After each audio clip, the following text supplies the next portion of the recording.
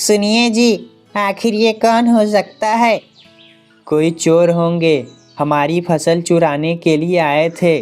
तुम मुझे थोड़ा पानी लाकर दो। फिर वे बाकी की रात जागकर ही गुजारते हैं और फिर सुबह भी हो जाती है। कालू जी उठो, मुझे तो नींद आ गई थी। मैं तो देख नहीं सकी उस चिड़िया की बर्बादी को। चलो चलकर देखते हैं कि चिड़िया कैसी रो रही होगी। और फिर गौरी और कालू चिड़िया की फसल की तरफ जाते हैं। गौरी, ये क्या? चिड़िया की फसल तो बिल्कुल सही खड़ी है, इसे तो कोई नुकसान नहीं हुआ है। ये कैसे हो सकता है?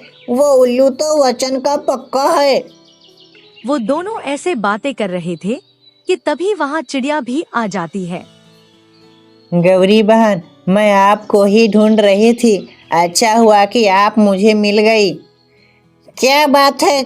क्यों तुम्हारी सांस फूली हुई है चिड़िया? गौरी बहन, आज रात हमारे खेत में कुछ चोर घुस आए थे। वो तो कुकू जाग रहा था, इसलिए उसने देख लिए और उसने हमें भी जगा दिया। नहीं तो ना जाने क्या हो जाता, हमारी पूरी साल की मेहनत बर्बाद हो जाती। वो तो उस उल्लू से एक काम भी सही से नहीं होता है। क्या कहा आपने गौरी बहन? आपने कुछ कहा क्या? कुछ नहीं चिड़िया, मैंने कुछ नहीं कहा। गौरी बहन, आज से आप भी अपने खेत का ख्याल रखना शुरू कर दो। कुक्कू के पापा बता रहे थे कि इन दिनों चोर पकी हुई फसल की चोरी कर रहे हैं। और फिर चिड़िया वहाँ से चली जाती है। उस कुक्कू ने हमारे प्लान को मिट्टी में मिला दिया और उन्हें भगा दिया।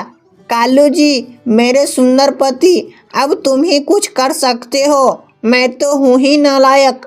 अगर तुम मुझसे प्यार करते हो तो कोई ना कोई उपाय निकालो। गौरी, ऐसे तुम प्यार से बात कर रही हो तो फिर तो मुझे कुछ न कुछ करना ही होगा। और मैंने भी सोच लिया है कि मुझे क्या करना है।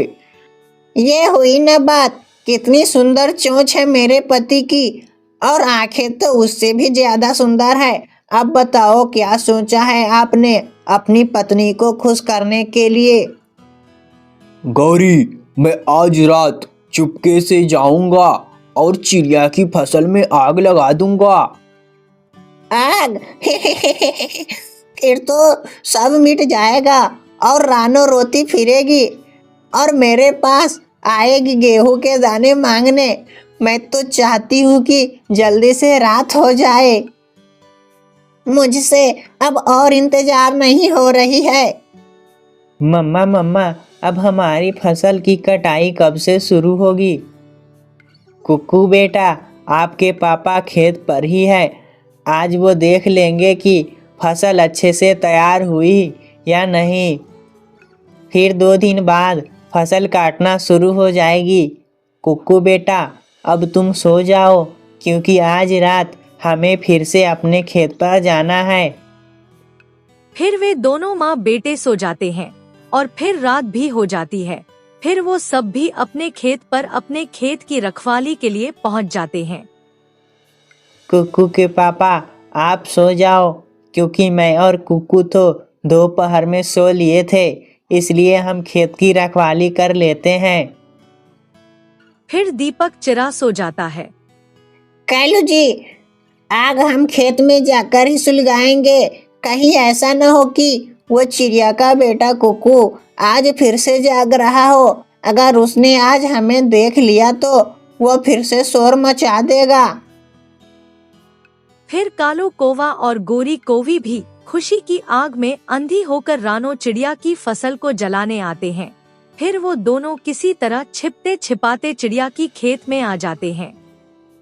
कालू जी, अब जरा ध्यान से आग जलाना।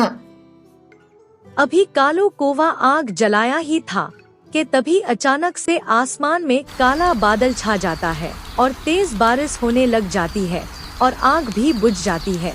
वो दोनों ऐसे बात कर रहे थे कि तभी बादल के कड़कने की आवाज आती है। वहीं पास में गौरी कौवी के खेत में जोर से बिजली गिरती है। जिसकी वजह से उसकी फसल में आग लग जाती है और उनकी सारी फसल बर्बाद हो जाती है।